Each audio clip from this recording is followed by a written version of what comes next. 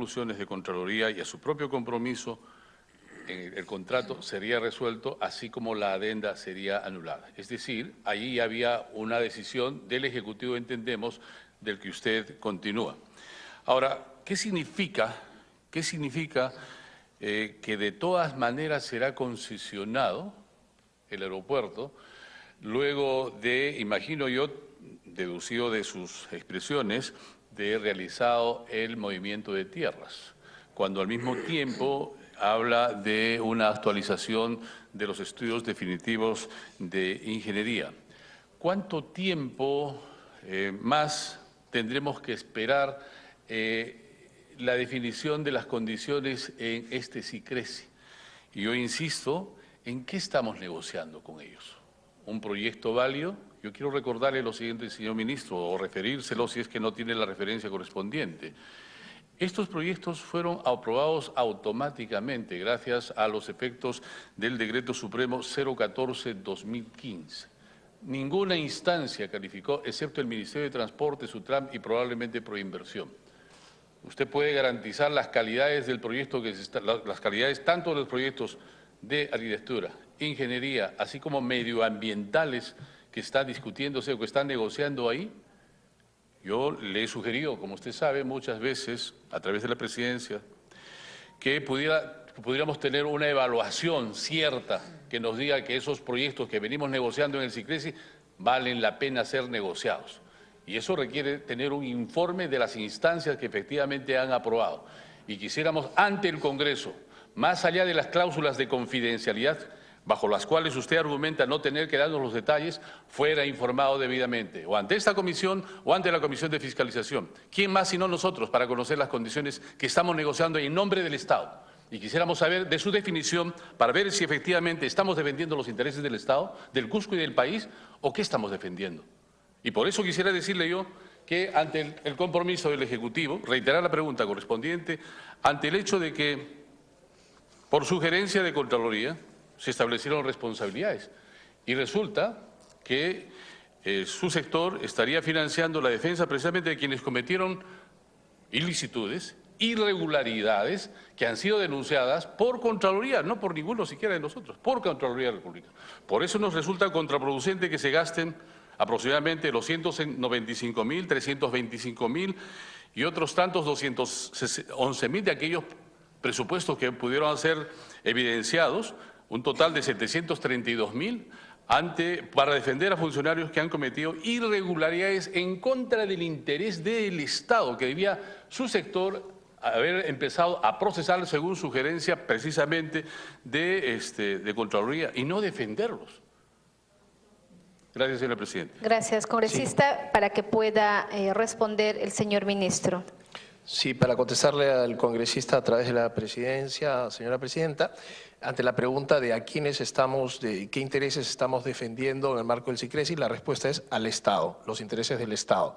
Con respecto a la defensa de los funcionarios, señora presidenta, debo comentar que eso es un derecho por ley, que tiene el derecho a acceso a defensa desde el Ministerio, y recordar que efectivamente al ser denunciados por la Contraloría, tenemos que también saber que fue una etapa bastante cuestionada, de un contralor bastante cuestionado, hoy destituido, el que fue protagonista de esas acusaciones. Acusaciones que hoy día forman parte de una investigación que ninguna instancia ha podido probar como responsables y más allá de la interpretación jurídica, si se debe o no se debe, la ley manda la posibilidad de la defensa y eso es lo que se está haciendo. En ningún momento se han descuidado los intereses del Estado y justamente estamos en esta etapa del SICRESI defendiendo los intereses del Estado, tanto así que en la etapa anterior, por justamente defender los intereses del Estado, no se pudo llegar a un acuerdo. Para contestar las siguientes preguntas, señora presidenta, con respecto al presupuesto, yo entiendo que puedan haber dudas, pero más allá de las dudas que se han presentado con respecto a la primera etapa de ejecución, debo, a través de usted, señora presidenta, asegurarle a los señores congresistas que estamos perfectamente montados en una carrera de ejecución que nos va a permitir superar el 95% de ejecución presupuestal.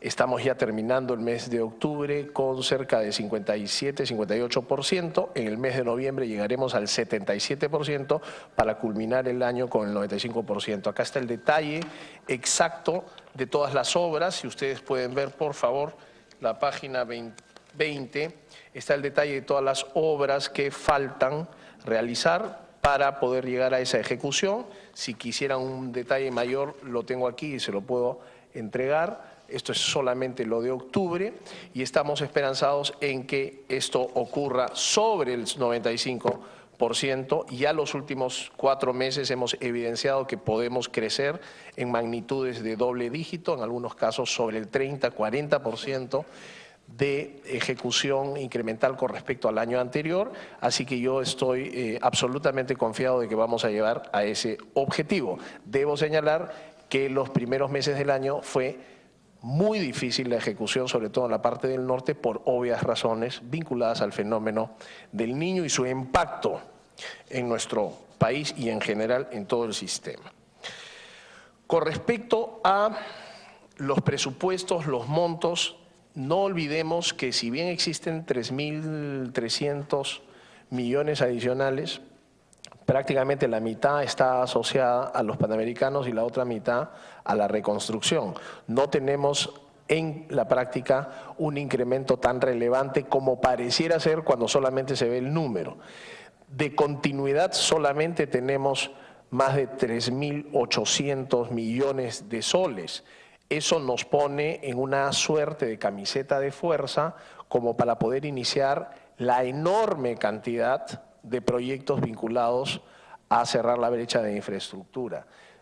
Yo, como responsable del sector, sería el primero en ponerme en la lista para tratar de desarrollar la mayor cantidad de obras. No es un tema de voluntad, falta de interés o ganas, es un tema de presupuesto y capacidad para que el MTC pueda absorber más presupuesto del total de presupuesto asignado a la nación. Entonces, no es un tema de voluntades, es un tema estrictamente de restricción presupuestaria. Nosotros estamos comprometidos con el desarrollo y la conectividad de los pueblos en la medida que el presupuesto nos permita ejecutar, y en ese marco de ejecución presupuestal hemos considerado la descentralización. Hay muchísimos proyectos y podemos, Presidenta, hacer llegar toda la lista de proyectos fuera de la región Lima que se tienen, contemplando no solamente las necesidades, sino los tiempos de espera que vienen. Hay proyectos que tienen años en espera, vienen los gobernadores regionales, vienen los alcaldes a solicitar la ayuda y efectivamente nos damos cuenta que pueden ser en algunos casos 10, 15 años que vienen solicitando, anualmente se les considere y no han hecho nada. Ese no es, si bien un criterio riguroso, es un criterio piadoso que se tiene para darle prioridad a proyectos que tienen espera. Los proyectos de conectividad tienen que priorizarse sin duda, considerando población, considerando acceso, considerando movilización de mercancías y la visión que tiene el MTC. Y debo de señalar que nosotros no hemos heredado un plan de infraestructura detallado, integral, lamentablemente. Desde el gobierno anterior no hemos recibido nada parecido y estamos en este momento desarrollando un plan de infraestructura que pueda ser una hoja de ruta muy clara para los siguientes ministros y siguientes gestiones para no estar improvisando la infraestructura. Aquí necesitamos tener conectividad a través de nuevas vías, necesitamos conectividad en aeropuertos, que es parte de lo que he presentado, necesitamos conectividad en puertos y sobre esa base estamos trabajando muchísimo. Yo puedo hacerles llegar la relación de todos los proyectos que se tienen encaminados, señora Presidenta, para que tengan una idea más clara de los que son los nuevos proyectos y aquellos que son continuidad, sobre los cuales no podemos hacer más que seguirlos. No los podemos parar para iniciar otros porque sería altamente irresponsable. Puntualmente con respecto a la carretera Huánuco-La Unión, que ha sido un tema que se ha presentado, la intervención es una intervención que sí se va a desarrollar en este año. Ha habido más de 1.200 consultas en el proceso. Se ha extendido el plazo para poder responder las 30 días a pedido del comité evaluador, porque 1.200 consultas no se contestan tan fácilmente. La obra solamente es de 2 años, por lo tanto, desde el 2018 se empieza y se termina en el 2020. Y lo que durará 10 años, señora presidenta, es el mantenimiento. Esta es una obra que se construye en 3 y se continúa haciendo el mantenimiento totalizando 10 años. No quiere decir que la carretera va a tomar 10 años en ser construida. La Buena Pro se va a dar en enero. Estaríamos encantados, señora presidenta, que nos acompañe para celebrar ese importante paso en la región Huánuco. En la Unión, siempre y cuando no hayan inconvenientes. Adicionalmente, quiero hacerle llegar por su intermedio, señora presidenta, la relación de obras que durante el 2018 la región del Cusco va a tener, toda vez que se ha señalado que no hay obras en el Cusco. Aquí le hago entrega y si pueden por su intermedio hacer llegar. Y lo mismo para la región Cajamarca y en general cualquier congresista que desee la información, nosotros estamos completamente dispuestos a entregarla. Como avance, vamos entregando a Purímac y Pasco si es que hubiese algún interesado en tenerlo. Señor ministro, creo el congresista Castro de Amazonas también le había solicitado Por supuesto, la información no lo tengo aquí, pero sin duda lo puedo región. hacer. Nos pide una interrupción el congresista Castro. Puede hacer uso de la palabra, congresista Castro. Lo que quería, debía escuchar al ministro exponer que había una intención de atender a las regiones. De hecho, esa era parte de lo que ustedes habían puesto como meta, pero si usted ve el presupuesto y compara con el año pasado, en el tema de asignación presupuestaria a las regiones, hay menos dinero que se está entregando a las regiones. De hecho, ya no es un momento, creo, para que usted me explique, pero sí me gustaría, por lo pronto en mi región, si es que nos pudiera hacer llegar… Amazonas. Correcto. Pero en términos de montos, ¿no? De cuánto de dinero estamos destinados y cuánto de impacto va a tener esas obras que se realizan en nuestra región. Señora presidenta, para contestar. Habiendo culminado la pregunta el congresista Castro, puede continuar, señor ministro. Sí, para contestar al congresista Castro, señora presidenta, Amazonas tiene presupuestado para el año fiscal 2018 254.819.339 y la relación de proyectos está aquí, se la puedo hacer entregar. Yo, Por favor, les pido que a través de la mesa, por favor, colegas congresistas, puede continuar, señor ministro. Yo entiendo que algunas regiones reciben más, otras reciben menos en función a la continuidad de sus proyectos, al orden de prioridad que tienen. Muy probablemente el 2019 sea más. Por lo tanto, algunas otras regiones se cuestionarán por qué otras son menos. Entonces, este es un presupuesto que año a año es dinámico, no puede ser una línea, una regla de 3 para todos los casos, una línea directa. Yo quisiera señalar, porque en algún momento también se contempló, si no me equivoco, por parte de las expresiones del congresista Clayton, un poco qué es lo que ocurre con las ejecuciones y por dónde es que nosotros hemos priorizado nuestra gestión.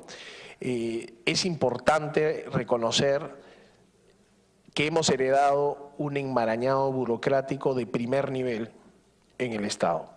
Y a la hora que uno se enfrenta a ejecuciones, es muy fácil pronunciar, digamos, la frase de que está la plata y no ejecutan. Sí, está la plata, no se ejecuta, pero también están los trámites, los estudios de impacto ambiental, la Contraloría observando, el funcionamiento de la OCE, las impugnaciones, etcétera, etcétera, etcétera. El ejecutor o el ministro de un ministerio ejecutor no es que no quiere ejecutar. Al contrario, todos quieren avanzar, todos quieren hacer obras, pero cuando surge una impugnación y se cae un proceso y se cae la licitación, o cuando un funcionario de algún nivel dentro de alguna organización no quiere firmar un documento y ese documento implica la imposibilidad de girar o de hacer un pago, empiezan a complicarse las cosas. Esto no solamente nos toca a este gobierno, le ha tocado a otros anteriores, pero de forma mayúscula el gobierno pasado nos dejó una enorme cantidad de trámites y de procedimientos burocráticos que complican la ejecución. Aún así, nosotros en la gestión del MTC estamos haciendo muy fuertes esfuerzos e intervenciones para ir destrabando las cosas. Y permítame, señora presidenta, recordar que en los 3 meses o 4 meses de gestión se ha destrabado el gran problema asociado a la línea 2 del metro por un problema contractual que heredamos. Esto ha supuesto en estos 4 meses aprobar más estaciones y planos que lo que todo el gobierno anterior hizo en este importante proyecto. De la misma manera, después de 10 años trabado, se destrabó el aeropuerto, la construcción del aeropuerto internacional Jorge Chávez para la construcción de la segunda pista. Y aquí hago un paréntesis para contestar al congresista Vergara a través de la presidencia. La ejecución del proyecto de pista debe iniciarse en el 2018 y toma 4 años. O sea que el 2022 debe estar la pista y en cuanto al terminal son 5 años. Esto es independientemente de que nosotros sigamos haciendo los esfuerzos para terminar de adquirir los terrenos vía expropiaciones, que ahora tenemos, gracias a la colaboración del legislativo, el marco legal que nos permite las expropiaciones rápidamente. Adicionalmente al Jorge Chávez y a la línea 2 del metro se ha destrabado el puente Nanay, que estaba postergado en Loreto, finalmente se dio la buena pro y ya se procede. Se ha terminado el túnel Gambetta, que también estaba trabada la entrega del túnel Gambetta. El lote de aeropuertos que maneja Aeropuertos del Perú en concesión, para poner un ejemplo, para poner un aire acondicionado en el aeropuerto de Piura se llevarán 3 años de trámite. Finalmente hemos ya establecido una negociación para cambiar las condiciones de ese contrato y tener una adenda que nos facilite las inversiones. Voy a poner un segundo ejemplo. El concesionario Aeropuertos del Perú está obligado a hacer una serie de inversiones. Para hacer esas inversiones tiene que desarrollar proyectos de inversión. La ejecución del proyecto de inversión, según el contrato como estaba planteado, no se podía cancelar, o sea, no había la posibilidad que el Estado pague los estudios, sino hasta cuando el proyecto termina de ejecutarse. Por lo tanto, si no tienes la expropiación del terreno A, que va a impedir la ejecución de la inversión, tampoco puedes empezar los estudios porque nadie te los va a pagar. Y si eso demora 10 años, nadie va a poner la plata de los estudios a esperar 10 años la expropiación para que recién le paguen. Ya hemos resuelto eso, por lo tanto se viene una enorme cantidad de inversión asociada a estudios para inmediatamente después proceder a la ejecución dentro del marco además de expropiaciones que tenemos. Con eso vamos a invertir y modernizar los aeropuertos del norte de una manera muchísimo más rápida. Todo no se puede hacer de la noche a la mañana, recién estamos con 4 meses de gestión, pero ya hay cosas concretas que se están evidenciando. El caso de la línea del Metro 2, por ejemplo, es el dinamizador de la ejecución del gasto en los últimos meses como proyecto individual que está capturando buena parte de la inversión.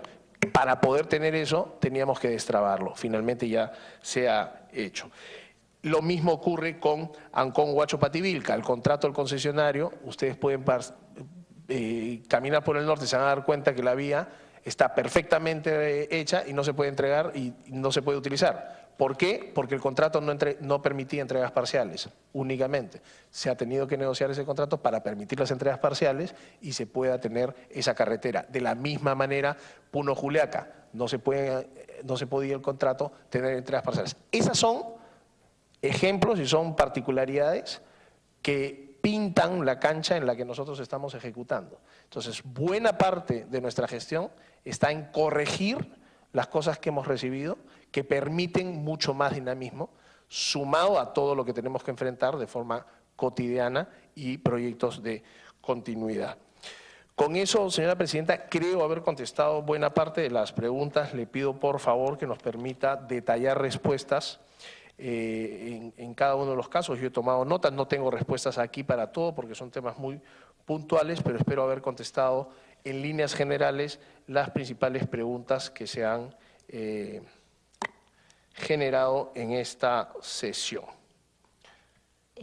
Bien, señor ministro, han quedado algunas preguntas que no habrían sido absueltas y seguramente nos va a mandar por escrito cómo era el monto y la fecha de inicio sobre el aeropuerto en Huánuco, en Tingo María, de la misma manera, como también respecto a los montos de la concesión de la línea 1 del metro y respecto a lo que se ha considerado montos muy importantes de las concesiones ferroviarias, ¿va a ser a las empresas privadas o de qué manera? Entonces, a ver, nos pide el ministro la palabra para que pueda… Si me permite, porque efectivamente los montos asociados a la línea 1, eso es algo que puedo contestar, hay 462 millones, que es un compromiso que se ha asumido por la adquisición de 139 vagones que se suman a los 24 trenes, que son otros 120 vagones, tren con 5 vagones. Y esos compromisos evidentemente se van a tener que pagar, eso es parte de las inversiones sumadas a las inversiones que se hacen por la remodelación de 5 estaciones a lo largo de la línea 1. Correcto. En todo caso, las demás preguntas quedarían para que nos pueda alcanzar por escrito con fechas aproximadas y los montos que son más importantes para poder tener de manera detallada esas informaciones y poder alcanzar a los colegas congresistas las respuestas del señor ministro. Finalmente, breve, congresista Armando Villanueva. Solo, no con el ánimo, sino de que pueda incluir en las respuestas por escrito que nos ofrece el ministro la posibilidad de que nos informe de quién asesora al gobierno en esta negociación que hace el gobierno en el SICRESI. ¿Cuánto le cuesta? Además, y si podría respondernos igualmente qué significa esta afirmación de que efectivamente un aeropuerto como Chinchero deba concesionarse. Imagino después de la construcción del aeropuerto que ha sido anunciada por el propio vicepresidente y ministro antecesor del señor Yufra en el Ministerio de Transportes, que ya había anunciado que la obra se haría por obra pública. Gracias, señora presidenta. Señora presidenta, para contestar señor una ministro, vez… para que pueda contestar a la pregunta al congresista Armando Villanueva. Para contestar una vez más esa pregunta, primera vez que me la hace el señor congresista, pero me la han hecho más o menos 22 veces, la obra pública está asociada al movimiento de tierras. Para la operación y construcción del aeropuerto, asociarlo a una concesión, que es como todos los aeropuertos del Perú, dividido en 3 paquetes de lotes, se está haciendo por decisión del gobierno, por política, donde el Estado no tiene mayor capacidad de administración directa de los aeropuertos. Hay 3 lotes de aeropuertos, el último de 8 que está en proinversión a concesionarse, ya se concesionaron los primeros 12 del norte, los siguientes 6 del sur, vienen 8 más y se concesionará oportunamente un aeropuerto como todos los aeropuertos del Perú, señora presidenta. La obra pública está asociada al movimiento de tierras. Muchas gracias. Bien, creo en ese sentido los 250 millones que está considerado entre el presupuesto para el año fiscal 2018, en el caso del aeropuerto Chincheros, lo ha explicado el ministro, que son solamente para remover la tierra y que eso no excluye que más adelante pueda ser concesionada para continuar con la obra del aeropuerto Chincheros. Bien, quedando entonces… para que a través de su despacho enviara a la comisión las preguntas que no habrían sido formuladas y así nosotros poder enviar a los colegas congresistas. Siendo así, colegas congresistas, habiendo concluido con la exposición del proyecto de presupuesto del sector del Ministerio de Transporte y Comunicaciones, se agradece al señor ministro por su presencia a esta comisión al haber acudido al llamado, a la invitación de nuestra presidencia. Bien, no habiendo más puntos que tratar, levantamos la sesión siendo las 3:32. Muchísimas gracias, colegas congresistas.